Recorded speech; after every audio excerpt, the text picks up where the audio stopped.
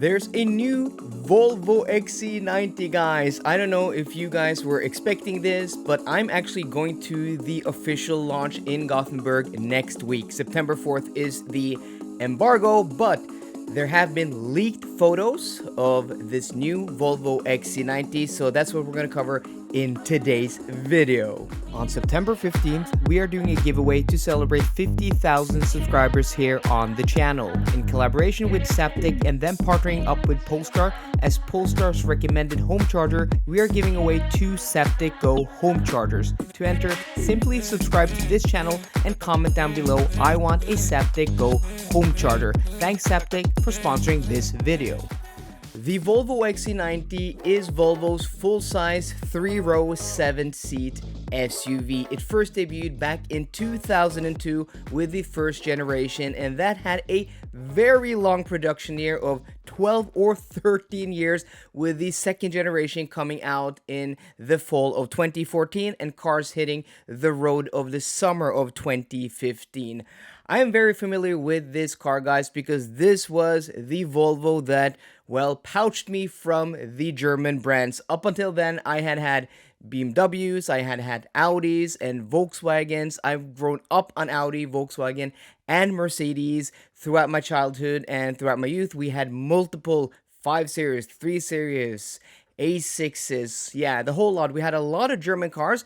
And I've, been into German cars my whole life, but the Volvo XC90 second generation really brought me into the Volvo brand because, if you guys know, that's how this channel started back in February of 2016 when I took delivery of my very first Volvo, which was an XC90 D4. And then a few years later, I upgraded to a T8 of the XC90, fully spec'd with all the bells and whistles, and I had that car for about 2 years. So my channel, the early years, the first 4 years of this channel, were basically me, testing my Volvo XC90, giving you guys my experience with the ownership and just driving those 2 cars a whole bunch. Since then, I have transitioned into EVs and also transitioned into more of a journalism role where I, almost weekly test new electric cars, and we have a lot of cars I'm going to test now this summer. So covering the new Volvo XC90, which isn't a fully electric car. For that, we have the new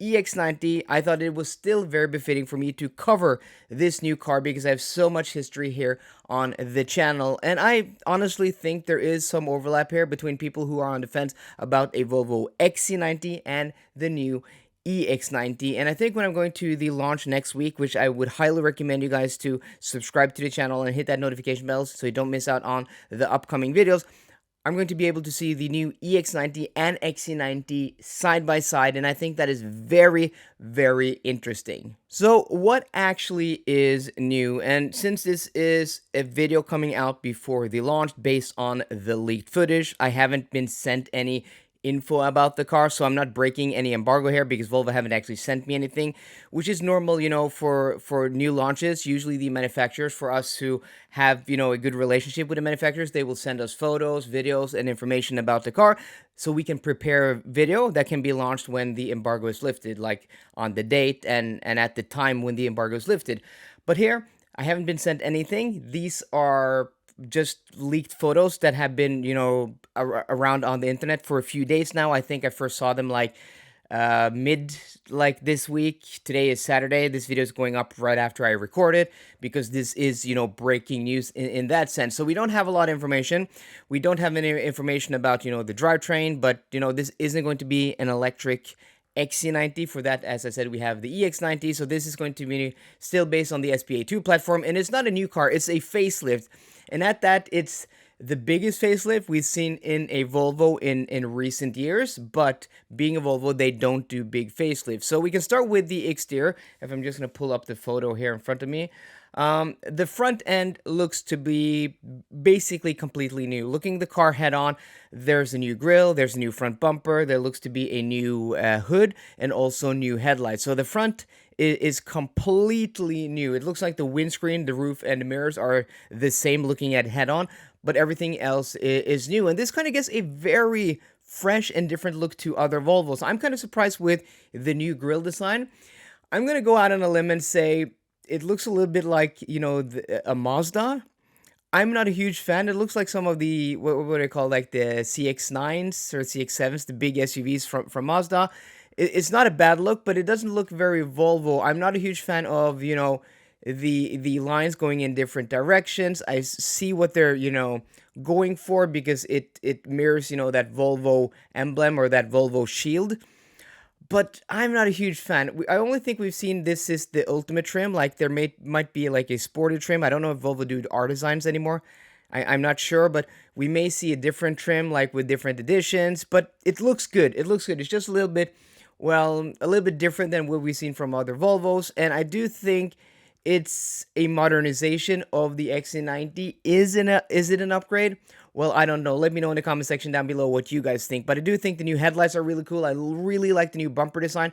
I think it just brings the car into, well, the 2020s or mid 2020s without taking away too much from the overall look, which is very, very attractive. It's kind of crazy thinking about that this car came out like 10 years ago and it's still with this facelift, looks very fresh.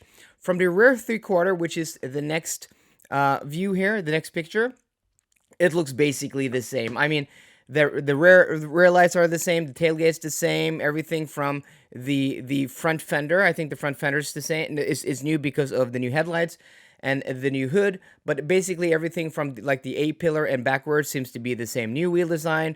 But yeah, I mean, they didn't have to do too much of a change, but I wish they just modernized it a little bit because this is where maybe the XC90 needed more of a refresh. You could have just cleaned it up a little bit. So I'm a little bit disappointed because since we have a new EX90 on a brand new platform, we're still going to have this car for a few more years. They're not going to give us a brand new XC90.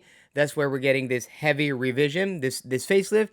And this car's probably going to live another 5 or 6 years, I'm guessing, on this platform. So it would have been nice to get just maybe, I don't know, new door handles, a new rear taillight design. But yeah, I'm not complaining. I think it's still very attractive.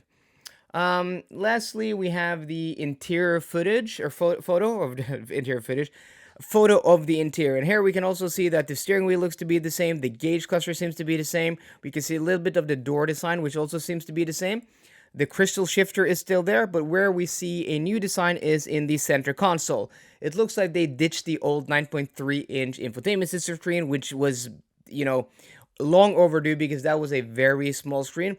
And it looks like we are getting a 14.1-inch screen from the new EX90. It looks to be that, or maybe it's the same screen we seen in the Volvo EX30.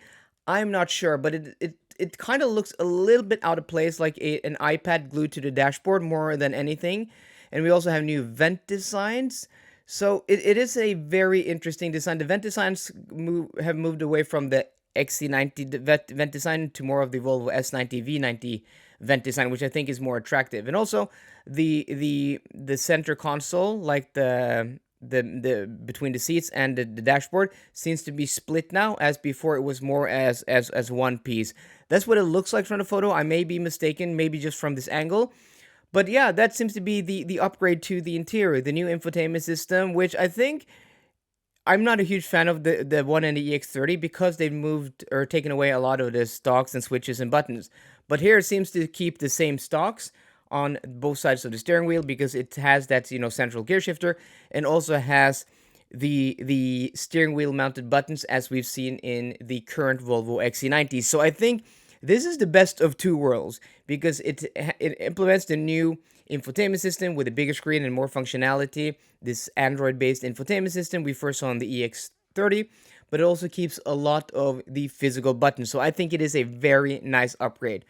So that's it, guys. That is the upgrade. Let me know what you think about this new facelifted version. As I said, I'm going to see this car on September 4th, so next week. So please be sure to subscribe to the channel if you don't want to miss that out. So guys, let me know what you think about the new facelifted XC90. Are you on the fence between an XC90 and an EX90? And does this car, push you in either way? I'm really curious to see what you guys think. So I hope you enjoyed today's video. If you did, please drop me a thumbs up down below. And for more car content, as always, please subscribe. See you guys later and goodbye.